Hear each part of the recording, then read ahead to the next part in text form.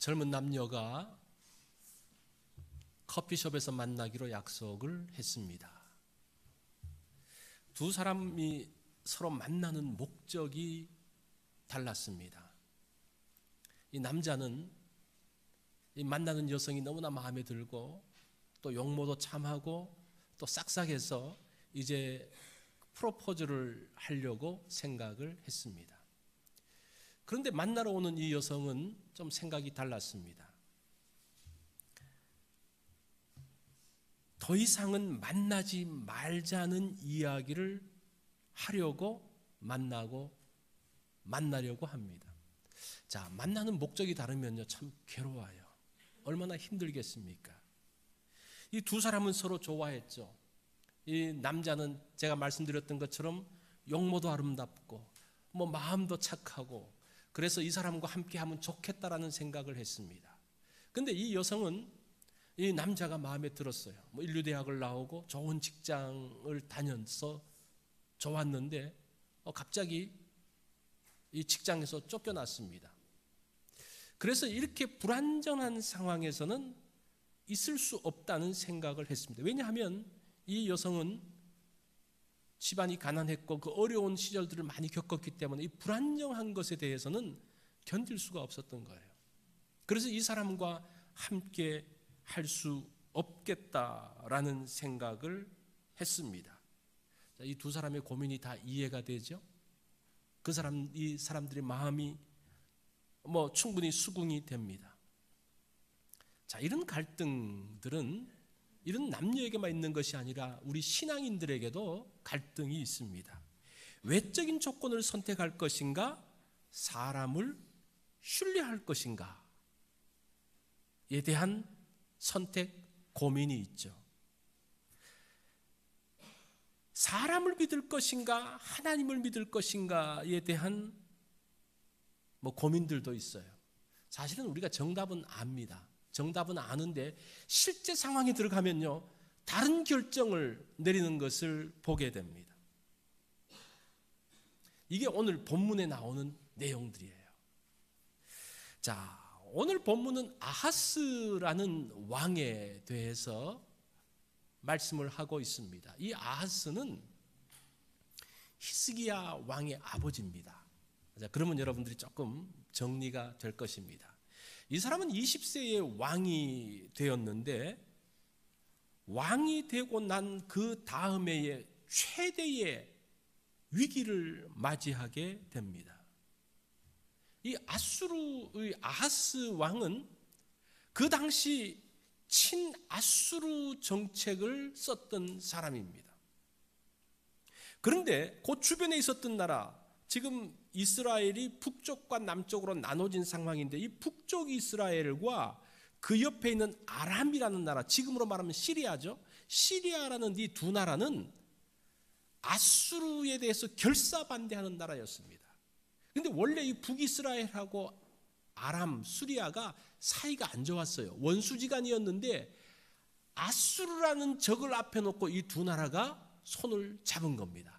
그래서 혼자서는 감당할 수 없으니까 우리가 힘을 합쳐서 아수르를 감당하자. 그래도 감당하기 어려울 것 같으니까 이 남쪽에 있는 나라에 대해서도 너희들도 같이 이 반아수르 동맹에 들어오라고 이야기를 했습니다. 사실은 아수르와 싸울 때에 뒤에 친아수르의 나라가 있으면 굉장히 부담이 되잖아요. 그래서 그 나라에게 들어오라 그랬는데 이 유다 왕은 말을 듣지 않습니다. 그러니까 이 두 나라가 먼저 이 유다를 치고 난 다음에 뒤에 있는 적을 없애고 난 다음에 아수르와 대항을 하려고 지금 이 두 나라가 연합해서 아하스가 있는 곳으로 내려왔습니다. 이제 이 북이스라엘과 아람은 이 아하스를 쳐서 다른 왕을 세우려는 계획까지 세우고 있었습니다. 자, 7장 2절에 보면 이들이 내려왔을 때의 그 분위기를 잘 설명해 주고 있습니다. 아람이 에브라임과, 이 에브라임은 북이스라엘을 말합니다. 에브라임과 동행하였다 하였으므로 왕의 마음과 그의 백성의 마음이 숲이 바람의 흔들림같이 흔들렸다라고 이야기를 합니다. 아스와 유다 백성들이 다 패닉 상태에 들어간 거예요. 왜 그런가 하니 사실은 아스가 왕이 되던 해에 이 두 나라가 한번 쳐들어왔어요. 역대하 28장을 보면 이 두 나라가 쳐들어와서 하루에 유다의 군대 12만 명을 죽여버립니다.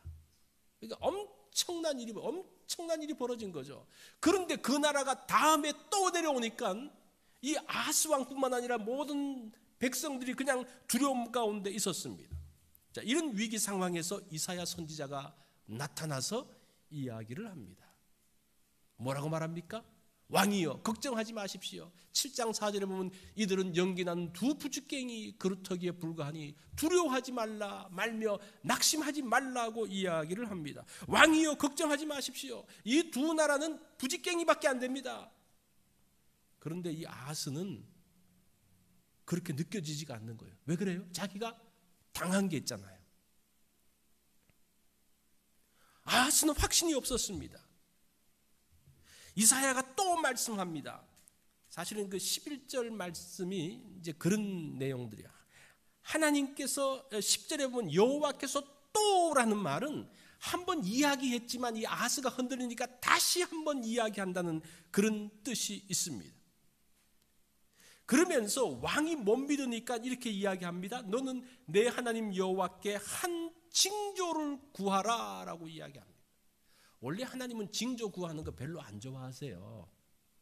꼭 증거를 보여달라는 거 안 좋아하시는데 이 경우는 네가 한번 징조를 구해봐라고 이야기합니다. 그런데 이 아하스가 뭐라고 이야기합니까? 나는 구하지 않겠습니다. 나는 여호와를 시험하지 아니하겠나이다 이렇게 이야기를 합니다. 자, 이게 도대체 뭡니까? 하나님께서 징조를 구하라 할 정도로 하나님을 의지하라고 말하는데 아하스는 거절해요. 이 굉장히 멋있게 거절하죠. 나는 하나님을 시험하지 않겠습니다. 그런데 말은 그럴듯하지만 그 속마음은 뭐예요? 하나님 말 따르고 싶은 마음이 없는 거예요. 작년에 호되기 당했기 때문에 하나님의 도움이 크게 자기에게 유익이 된다는 생각을 못했습니다.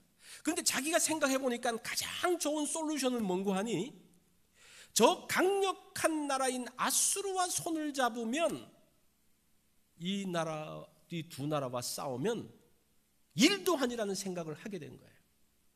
우리가 가끔 그런 생각이 들지 않습니까? 우리가 딱 보니까 계산이 딱 나와 있어요. 사실은 우리가 이 아하스에 대해서 이사야 선지자도 잘못됐다고 이야기하지만 이 사람의 마음이 충분히 사실은 이해가 돼요. 작년에 한번 당해봤죠? 이게 아수르하고 같이 손만 잡으면 그냥 이길 수 있는데 왜 그렇게 하지 못해? 하나님은 그거 하지 말라고 그러고 자기만 의지하라고 그러는데 뭔가 보이지가 않는 거예요. 여러분들은 하나님을 의지하라 할 때 어떤 생각이 듭니까? 무조건 아멘 하고 이렇게 마음이 쫙 갑니까? 그렇지 않을 때도 있잖아요. 아하스의 마음이 그렇다는 거예요. 자, 아무런 문제가 없을 때에는 전적으로 하나님을 의지할 것 같아요. 지금 아무런 문제가 있을 때 그런 어려운 상황이 있으면 하나님을 의지해야지. 아멘 그러는데 실제 그 상황에 딱 닥치면요. 그게 마음대로 되어지지 않아요. 내가 생각했던 대로 그렇게 되지 않는다는 겁니다. 오히려 다른 사람에게 확실한 사람에게 도움을 구하는 것이 훨씬 더 좋은 방법인 것처럼 여겨진다는 겁니다. 지금 아하스가 그런 상황이라는 거예요. 하나님을 의지해 봤는데 뭔가 하나님이 눈에 보이게 딱 해결하는 것 같지가 않아요. 사람한테 의지하면요 뭔가 눈에 보이게 딱 떨어지게 해결되는 게 보이는데 하나님을 의지하면서 나가면 이게 하나님이 역사한 건지 사람이 역사한 건지 이렇게 모호할 때가 있습니다. 뭐 넘어가기는 넘어갔는데 하나님의 도움인지 왔다 갔다 할 때가 있어요. 왜 그럴까요? 뭔가 문제는 지나간 것 같은데 뭔가 명쾌하지 않은 것이 왜 그럴까? 사실은 하나님의 도우심의 방법이 그런 방법이기 때문에 그래요. 자, 제가 계속 설명하겠습니다. 자, 실제적으로 이 아하스가 아수르와 동맹을 맺으면서 아수르에게 도움을 청했을 때에 이 두 나라의 문제를 깨끗하게 해결했어요. 결과는 해결된 거예요. 아하스의 방법이 어떻게 보면 맞았을지도 몰라요. 이렇게 명확하게 보여요. 그런데 어떤 문제가 있는 거 아니? 아하스가 아수르의 도움을 청하기 위해서 자기 왕궁에 있는 모든 금은과 그거로 부족해서 성전에 있는 모든 금은을 다 갖다 바쳤어요. 그리고 난 다음에 아수르가 도움을 줬는데 나중에는 아수르가 또 뭘 하는 거 아니? 유다를 쳐요. 이게 참 이 사람을 의지한다는 것이 뭔가 완벽한 것 같은데 늘 나중에 뒤끝이 있어요. 뭔가 후유증이 있는 것을 볼 수가 있습니다. 그런데 하나님의 도우심의 특징은 그런 후유증이 없습니다. 하나님의 도우심의 특징은 무엇인가 하니 함께 하심입니다. 어떤 일들을 도우실 때 함께 하시는 것을 이야기합니다. 어떤 것들이 눈에 명확하게 보이지 않는 것처럼 여겨지지만 문제는 없어졌어요. 더 이상 그것으로 인한 후유증이 없습니다. 사실은 우리가 뉴스를 본다든지 어떤 것들을 봤을 때 그 사람들 사이에서 어떤 일들을 문제를 처리할 때 바르게 처리하지 못함으로 인한 후유증들이 있잖아요. 최근에 그 USC의 어떤 그 기업가가 그 아들의 성적 경력을 조작해서 이렇게 입학을 했는데 그게 들켜가지고 이제 그분은 이제 4개월 감옥에 들어갔더라고요. 뭔가 문제가 명확하게 해결된 것 같은데 뭐가 있어요? 후유증이 남아 있어요. 이거는 문제를 완벽하게 해결했다고 말할 수가 없습니다. 자, 하나님께서 지금 이사야를 통해서 나를 의지하라고 그랬는데 이 아하스가 의지하지 않으니까 하나님이 지금은 일방적으로 징조를 주세요. 참 이게 참 독특해요. 성경 여기에 참 독특하게 나오는 부분인데 징조를 주겠다 그러는데 이 말을 안 들으니까 하나님께서 일방적으로 징조를 주시는데 그 징조의 내용이 14절에 나옵니다. 자, 그 징조가 뭡니까? 14절 보면 보라 처녀가 잉태하여 아들을 낳을 것이요 그 이름을 임마누엘이라 하리라. 이것이 징조입니다. 이것은 예수님과 연결되어지는 내용인데 여기서 우리가 처녀가 잉태한다는 말이 무엇인가에 대한 해석이 필요합니다. 이사야서 7장 14절에 나오는 이 해석이 필요합니다. 과연 이 처녀가 예수님의 어머니 같은 동정녀 탄생을 이야기하는가? 이 처녀라는 히브리 단어를 보면요, 알마라는 단어를 쓰는데 이 알마라는 단어는 젊은 여성을 이야기합니다. 그냥 젊은 여성을 이야기하는 거예요. 결혼했지만 출산하지 않은 여성도 이 알마에 포함됩니다. 그렇게 본다면 사실은 마태복음에 나오는 예수님의 그 어머니 마리아, 동정녀 마리아하고는 사실은 다른 의미, 다른 단어가 쓰여지고 있습니다. 그러면서 이 처녀를 이야기할 때에 이 처녀라는 단어에 정관사가 붙어 있어요. 그리고 이 말은 무슨 말인가 하니 누구나 아는 처녀예요. 그러니까 지금 아하스 왕이 있습니다. 이사야 선지자가 와서 이야기합니다. 이야기하면서 하나님께서 당신에게 또 우리에게 표적을 주시는데 그 처녀가 잉태하여 아들을 낳을 것입니다. 그 말을 해요. 그 처녀라고 말할 때는 이사야도 알고 아하스도 아는 그 처녀, 그 여성, 여기서 처녀라고 그러니까 그런데 그 여성을 이야기하는 거예요. 이 사람이 누군가? 이 학자들은 뭐 여러 의견들이 있는데 뭐 이사야의 부인이다 뭐 그러는데 그 아주 이제 좋은 해석 중에 하나가 아하스의 부인으로서 히스기야를 출산했던 그 왕비를 학자들이 이야기를 합니다. 그래서 이걸 보면 그러면 계산이 잘 맞아요. 지금 이 히스기야가 15살에 16살에 왕이 되어집니다. 그런데 지금 이 상황에서는 아시아가 지금 큰 어려움을 당하기 전에는 그 상황에는 그 부인이 아직은 출산하지 않는 임신한 상태에서의 그 상황을 이야기하고 있습니다. 어떻게 좀 제 설명이 이해가 되십니까? 네, 한번 잘 들어보십시오. 그러면서 그 아들이 임마누엘인데 여기서 중요한 것은 우리가 이 구절에서 자꾸 처녀에 포커스를 맞추는데 여기서 중요한 것은 아들이 더 중요해요. 아시겠습니까? 곧 태어날 아들에 대한 이야기를 하고 있습니다. 자, 그러면서 16절에 보면 대저 이 아기가 악을 버리며 선을 택할 줄 알기 전에 내가 미워하는 두 왕의 땅이 황폐하게 되리라고 이야기합니다. 자, 이 아이가 출산해서 선악을 알기 전에, 이 선악을 알기 전이라는 말은 무슨 말인가 하니 선악에 대하여 배우는 시기가 있다는 거예요. 그러니까 그때부터 토라를 이야기해주고 하나님 말씀을 들려주는 그 시기가 2살부터 3살 사이에 유대인들은 하나님에 대해서 알려주고 하나님의 말씀을 읽어주기 시작합니다. 자, 이 말은 무슨 말인가 하니 2, 3년 전에 이 두 왕이 쳐들어왔는데 이 두 왕이 2, 3년 전에 이 아이가 태어나서 2, 3년이 되기 전에 두 왕이 망할 것을 당신이 볼 것입니다 라는 이야기를 하는 거예요. 실제적으로 2년 후에 아수르가 쳐들어와서 이 아람을 멸망시켜버려요. 그것이 BC 733년입니다. 그리고 그 다음 해에 BC 732년에는 북이스라엘의 베가란 왕이 구데타가 일어나면서 이 왕도 죽어버립니다. 실제적으로 이 예언이 그대로 이루어지게 됩니다. 자, 여기서 우리가 한 가지 살펴볼 것은 무엇인가 하니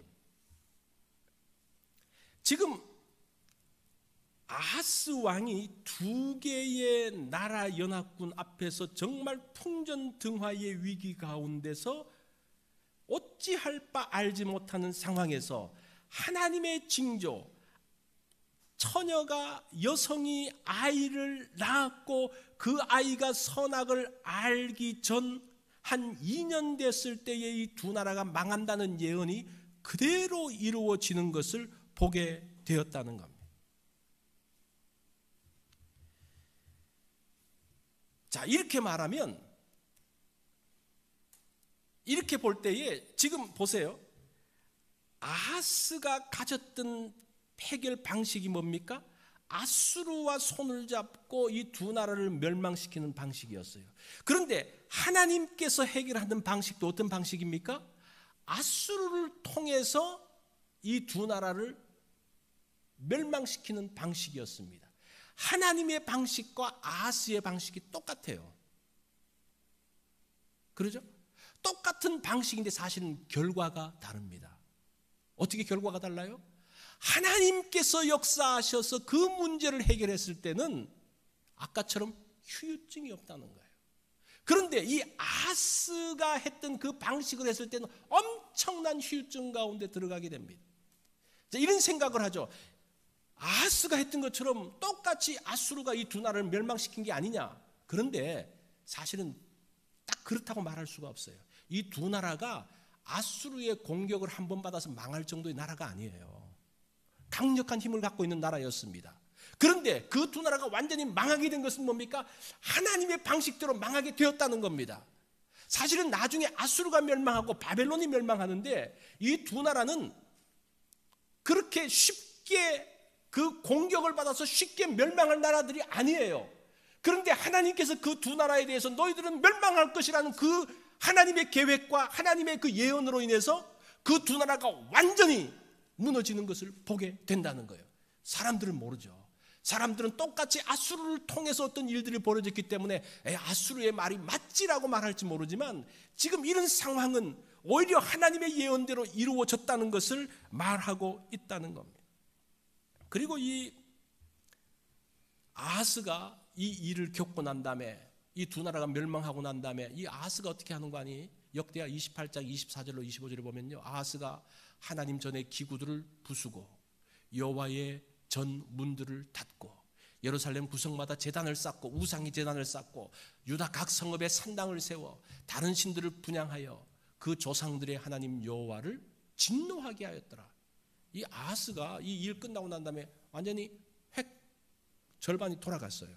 그래서 어떻게 합니까? 하나님의 전의 기구들을 그냥 부숴버리기 시작합니다. 문을 닫아버려요. 더 이상 어떤 일을 하지 못하도록 만들어 버립니다. 결국은 그 아하스 왕은 왕의 묘지에 들어가지 못하는 일들이 벌어지게 됩니다.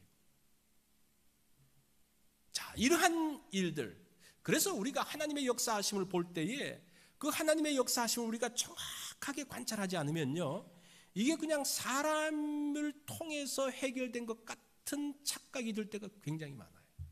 하나님의 일하는 방식이 다르기 때문입니다. 그 하나님의 일하는 방식들을 우리가 정확하게 이해하지 못하기 때문입니다. 자, 하나님의 일하는 방식을 우리가 좀 생각해 볼 필요가 있습니다. 하나님의 일하심의 방식은 임마누엘입니다. 임마누엘의 특징은 뭡니까? 함께 하심입니다. 여러분, 우리가 일을 할 때 혼자 하는 게 쉽습니까? 다른 사람, 일을 잘 못하는 사람 데리고 같이 하는 게 쉽습니까? 어떤 게 쉬워요? 혼자 하는 게 훨씬 쉬워요. 이걸 가르쳐주면서 하면 또 실수하고 또 실수하고, 그때마다 가르쳐주고 하면 그냥 속이 답답해서 하기 어렵습니다. 혼자 하는 게 제일 좋아요. 그런데 하나님은 어떤 분이라고 말합니까? 임마누엘, 함께 하시는 분이라고 이야기합니다. 임마누, 함께 하다라는 그런 뜻이고, 엘 그러면 하나님이에요. 하나님은 함께 하시는 분입니다. 이 독일의 나치 정권 때에 아우슈비츠 수용소에 있었던 일입니다. 그래서 악명 높은 장소죠. 그런데 그곳에 살아남은 유대인 중에 한 사람인 엘리에 비젤이라는 사람이 자기가 겪었던 것들을 담담하게 풀어놓은 그런 이야기가 있습니다. 하루는 그 수용소에 두 사람을 교수형 처하는 일이 있었습니다. 하나는 나이가 지긋한 분이었고 한 사람은 젊은 좀 어린 소년이었습니다. 이 두 사람을 세워놓고 이제 위에서 이 줄이 내려옵니다. 이 줄이 목을 걸고 당겼는데, 이 나이가 많은 분들은 그냥 곧 숨을 거뒀는데, 이 어린 소년은 이 매달려서 한 20분 동안 그냥 바둥바둥거리는 거예요. 그러니까 그것을 보는 그 유대인들이 이렇게 이야기합니다. 너무나 기가 막힌 거예요. 그러면서 탄식이 나오는 겁니다. 도대체 하나님은 살아계시는가? 과연 하나님은 살아계시는가? 하나님은 정녕 우리를 떠나셨다는 말인가?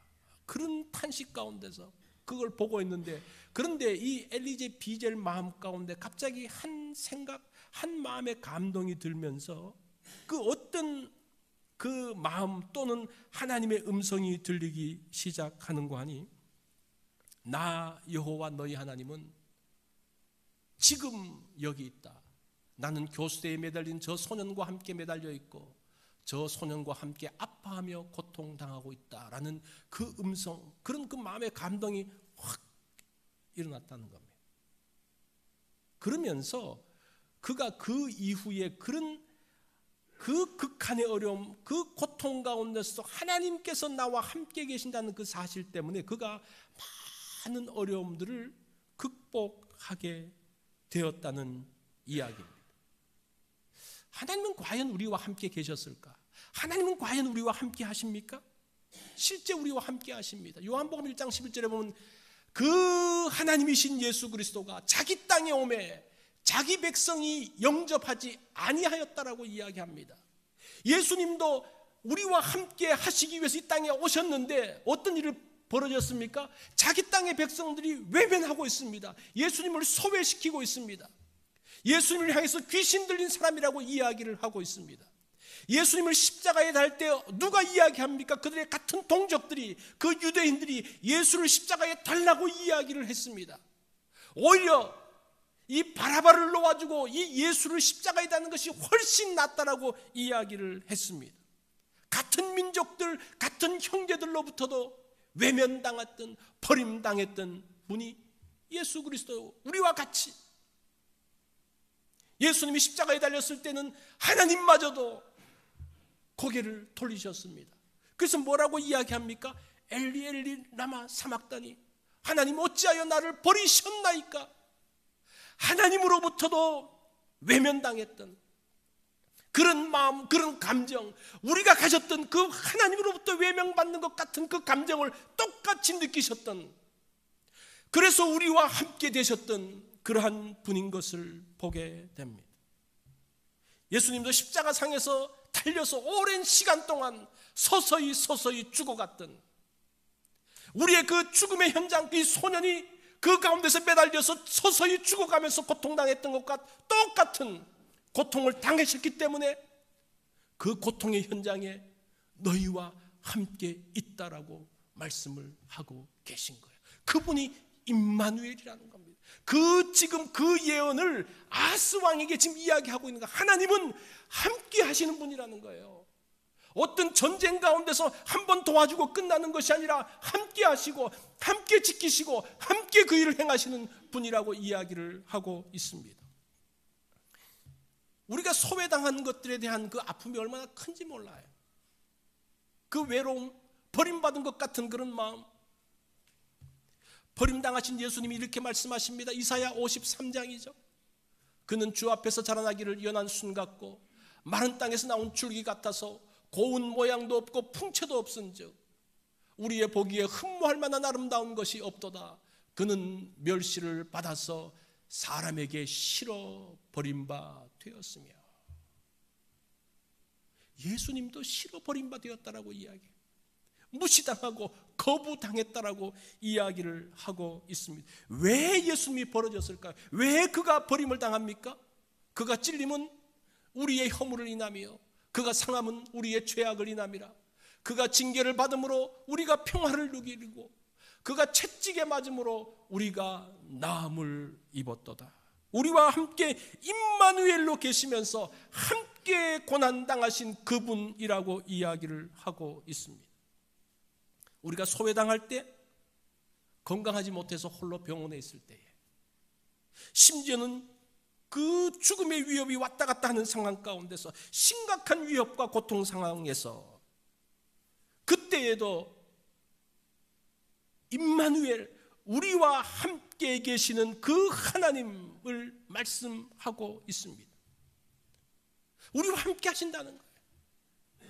우리가 잘 나갈 때는 어떻습니까? 잘 나갈 때, 잘 될 때, 풍성한 자리에 있을 때, 그때에도 여전히 하나님은 임마누엘이라고 이야기하십니다. 그래서 그 잘 되고 잘 나가지만 임마누엘, 함께 하신 하나님 때문에 교만하지 아니하고 자만하지 아니하며 그것 때문에 실수하지 않으면서 그것들을 잘 할 수 있다는 그 임마누엘 하나님, 우리가 고통당하고 소외당하고 버림받고 무시당하는 그 상황 가운데서도 여전히 그 무시를 함께 당하시면서 우리와 함께 계시는 그 하나님 임마누엘, 지금 그 약속을 아하스에게 하고 있고 우리에게도 하고 있는 것을 보게 됩니다.